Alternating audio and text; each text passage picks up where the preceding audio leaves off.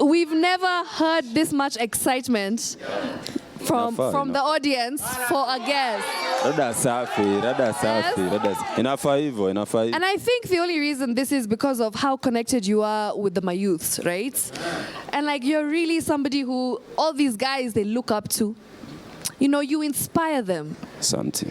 And this has been for a while. The connection that you have, Namayouths, I think it's on a whole new level, right? Yes?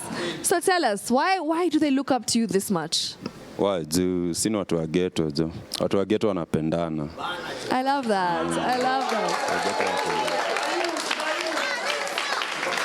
Yes. And all young people right now are speaking one language, so that is dope. That's why the love for young people is like that right now.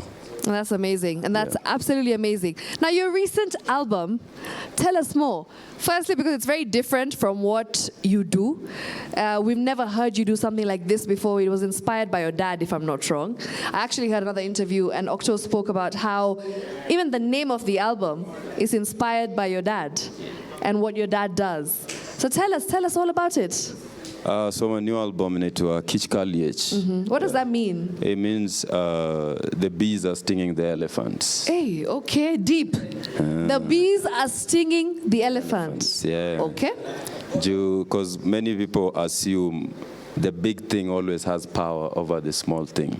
So if you ask many kids between an elephant and a bee, which one will beat the other? Of course, they will say. They'll say the elephant. 100%. Yeah, but you know, there's no elephant that has ever killed a bee. Bees, actually, if you go to Savo, they use bees to chase elephants.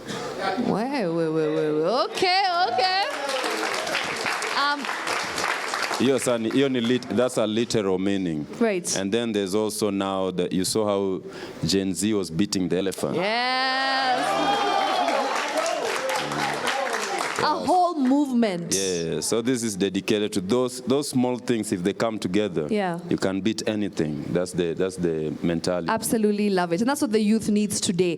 You need people like Octo to tell you, even though you know the power you guys hold, but also just to give you that, boost kidogo. Like you feel like you have that push when someone's there telling you, someone who's made it, someone you look up to, someone who inspires you. Octo, you have a foundation called Octopizzo Foundation, right? Tell us a bit about what that does for the youth and what your aim is. So the Octopizzo Foundation uses arts and sports for social impact. Okay. So we raise funds and go back to community and do things that we care about as artists or just as people of Kenya. So we have a water and sanitation program, Amazing. We have a women program, we have mentorship programs, and we work in like 6 counties actually. Wow, 6 counties. Yeah. Which counties are those? So Nairobi, mostly informal settlements. So Kibera, Mathare, Korogosho, Mukuru. Then there's Kisumu, there's Siaya, there's Mombasa, there's Turkana, where we work with refugees. Amazing. And then there's Busia. Yeah. Yeah. And this humanitarian side of yours, has it always been alive? Or is it something that came along the way after now, you started getting all this love, success, fame, popularity? Or you've always been someone who wants to help? Actually, I started the foundation before I started rapping. No. Yeah. That's amazing. Yeah, it was way back. It was still, then it was just a CBO, a community-based organization. Okay. And we registered as a foundation like around 2016. But before that, before rap, I was doing community work. Ilikuwa tu, mtaani like mnaamka, mna do clean up. I don't know if you've ever been in a hood. You have to do clean up weekly, za mitaro. When it's rainy season, it's even worse. You have to do clean up almost every day. Then we said, okay, we cannot only just do cleanup. What else can we do? Right. To make our community better without money? You know, that's another thing. Many people always assume all these organizations need money to. Some things you just need to be human. You just need to wake up. Yeah. Sometimes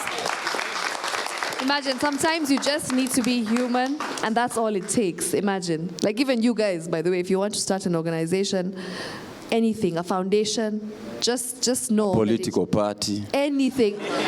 Speaking of politics, talk to us. Were you in the forefront during maandamano? Yeah, lazima ba. Yes? Lazima. Ulikuwa? Tuligota huko mbaya sana. Lazima. I thrive in demonstrations, man. Yeah. Nimetoka ghetto.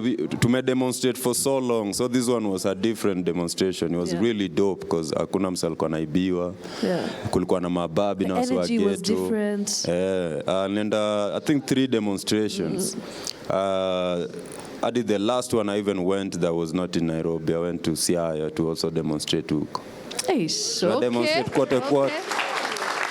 Now, Octo, do you know, like when people come to you and they ask you, Octo, I want to make it like you, I want to make it big, what do you tell someone like that? How do you inspire them and how do you just give them that motivation of making it? Because it's not hard making it in Nairobi these days. In Kenya, just leave Nairobi. In Kenya, it's difficult. So, what would you like to tell people? It depends what they're doing. Okay. But me, I say, quite too disciplined. Yeah. All you need is just to be disciplined. You can get anywhere with discipline. You don't need to be so talented. Kuna wase hata wametushinda na talent, wako tu mtaani jo wako discipline. And discipline is personal. Si ati discipline inamaanisha ati una respect msee ama unamuogopa. Discipline inamaanisha unajidiscipline.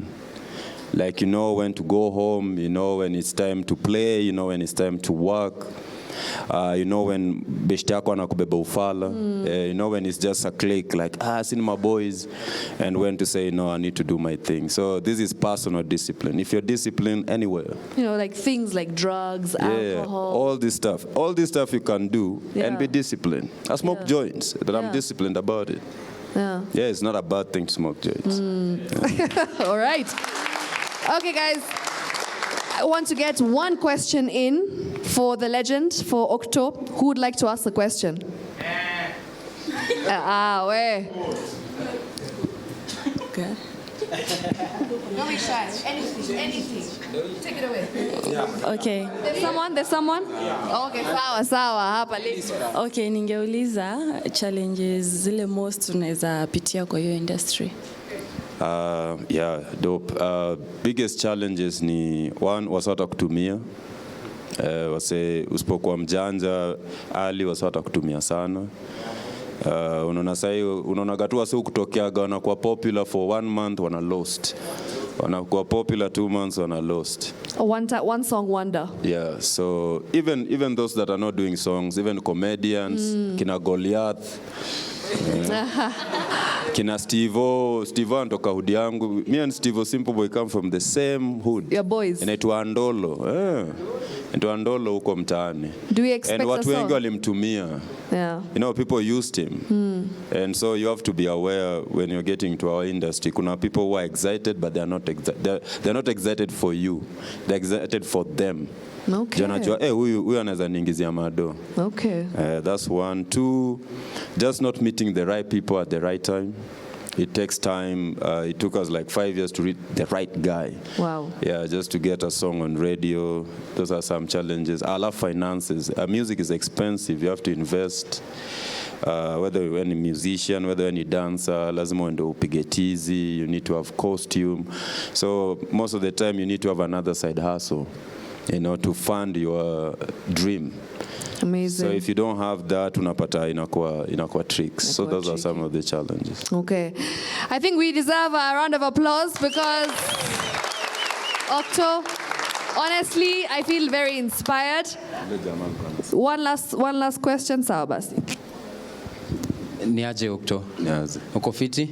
Mimi naitwa Stevo Simple. So niko na swali moja. Junaishi na hii, I have one question for you. Foundation yako, unajua na hii ghetto ni mingi sana. And then ghetto yenyu, say the first time nilipatana na mtu wa namba 8 aliniambia anatoka Lower Karen. So huko ni Kibera. So kuna huku ghetto kwingine kuna Uruma, kuna Bangu, kuna Kayole. So do you have a plan to reach out to these ghettos huku, this other side of Nairobi? So kuna inadependigi na nature ya job.